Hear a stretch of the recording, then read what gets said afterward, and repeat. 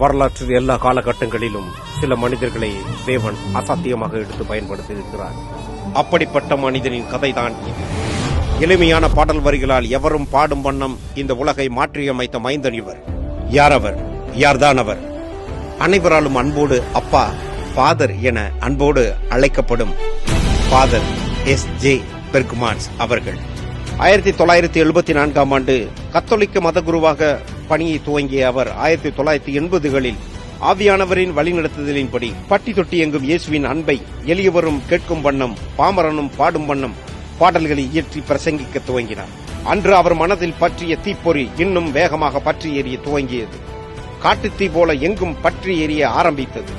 பல பாடல்கள் மற்றும் துதி ஆராதனைகள் மூலம் பலருடைய வாழ்க்கையின் கசப்புகளையும் வெறுப்புகளையும் பாவங்களையும் நீக்கி இயேசுவின் அன்பை அவர்களுடைய உள்ளங்களில் மலரச் செய்தது. 1990களில் ஜபத்தோட்டம் ஊழியத்தை காளையர் கோவிலில் நிறுவினார். அத்தலம் இன்னும் பல்லாயிரக்கணக்கான மக்களுக்கு ஆண்டவரின் அன்பை உணரச் செய்யும் ஒரு கலங்கரை விளக்கமாக காட்சியளித்துக் கொண்டிருக்கிறது.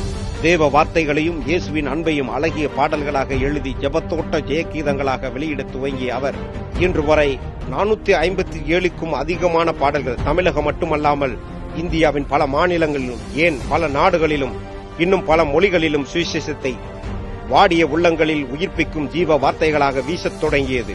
கிருபையினால் புனிதம் குறையாமல் தேவ திட்டத்தை இன்றளவும் தன்னுடைய 76வது வயதிலேயும் சற்றும் சாரம் குறையாமல் தியாகம் நிறைந்து ஒரு ஆராதனை வீரனாக நிறைவேற்றி வருகிறார். இன்று பிறந்தநாள் காணும் அவருக்காகவும் அவருடைய ஊழியத்திற்காகவும் ஜெபித்துக் கொள்ளுங்கள்.